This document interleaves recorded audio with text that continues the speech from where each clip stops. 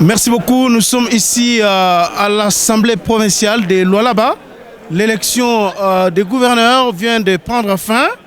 Alors vous devez noter que sur 24 députés provinciaux qui devraient élire notamment les sénateurs et les gouverneurs des provinces, sur 24 votants, il y a 21 votants qui ont voté pour Madame Fifi Masuka et 3 ont voté pour son challenger, M. Tizaïna. C'est pour dire que la boucle est définitivement bouclée ici. Madame Fifi Masuka vient d'être réélue gouverneur de la province de Lualaba pour 5 ans. Vous êtes en train de voir la joie ici de tous ces Lualabais, tous ces Congolais qui sont venus ici en masse pour célébrer cette élection brillante avec une majorité écrasante de Madame Marie-Thérèse Fifi Masuka Saini. Vous devez aussi noter que avant la séance de l'élection, il y a eu des candidats qui avaient désisté en faveur de Madame Fifi Masuka. C'est notamment M. Patrick Katengo qui était aussi candidat gouverneur, qui a désisté en faveur de Madame Fifi Masuka. Et quelqu'un d'autre qui y avait désisté en faveur de Madame Fifi Masuka, cette fois-là pour soutenir sa candidature au sénatorial. Donc voilà un peu ce qui s'est passé aujourd'hui au cours de la séance plénière de l'Assemblée provinciale de Kolosi. Évidemment, ce n'est pas une surprise qu'elle soit élue enfin gouverneur de cette province, au sein de laquelle elle a montré de quoi elle était capable. Elle a été derrière beaucoup de leaders ici. Elle a été seconde. Aujourd'hui, elle vient de confirmer son leadership au Lualaba et nous sommes témoins effectivement de l'effervescence, de la manière dont elle a confirmé son leadership au Lualaba. Et je pense que ce n'est que justice.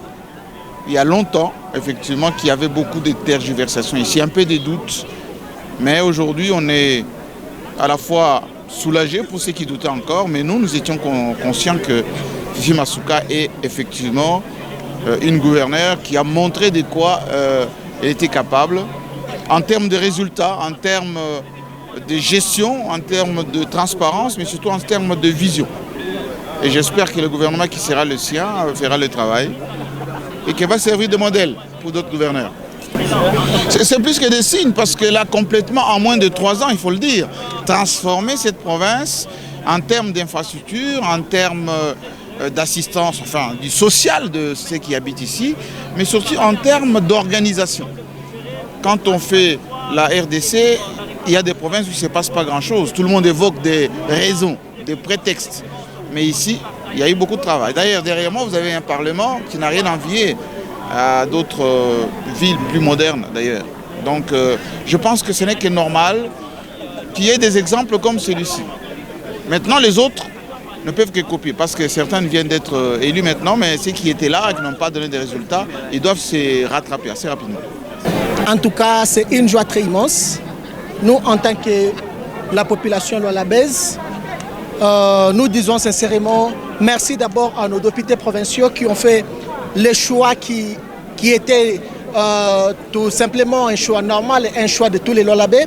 Franchement, nous de l'UDPS, en tant que parti politique, en tant que parti maire, nous nous sommes mobilisés. Nous avons dit nous ne pouvons pas laisser cette histoire passer inaperçue. C'était très important et très émouvant pour nous d'être là présent. Vivre comment est-ce que Mme Masuka avec Clément Mukfundi vont remporter ces élections. En tout cas, c'est vraiment une joie.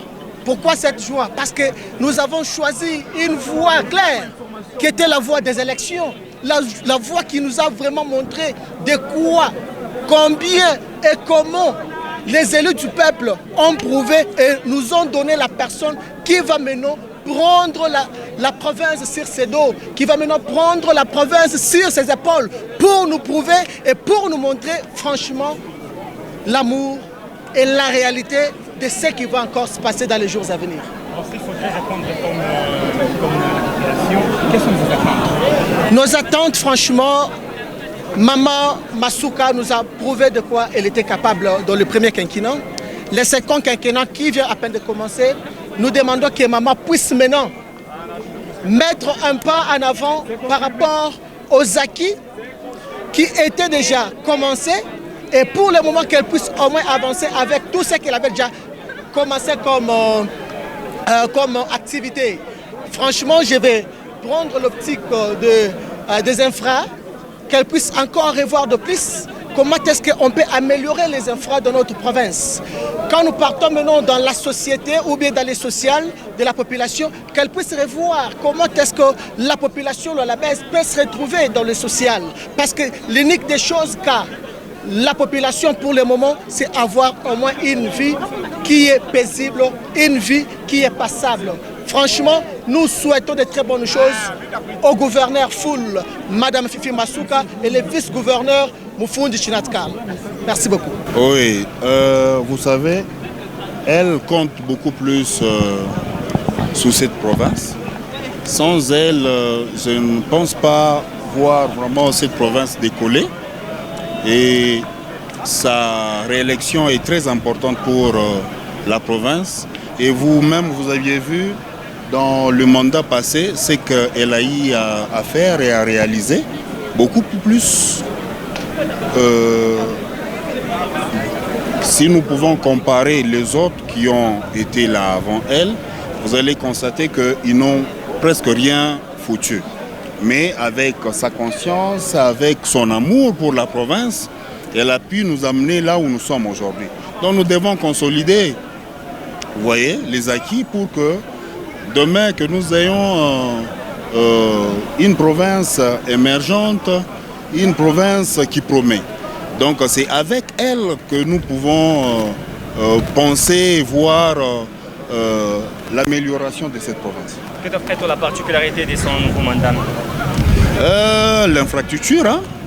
L'infrastructure, je pense que c'est dans ce qu'elle s'est beaucoup calée et je pense voir vraiment une province, une nouvelle province dans une dimension que vous n'aviez pas d'idée. Je pense ça.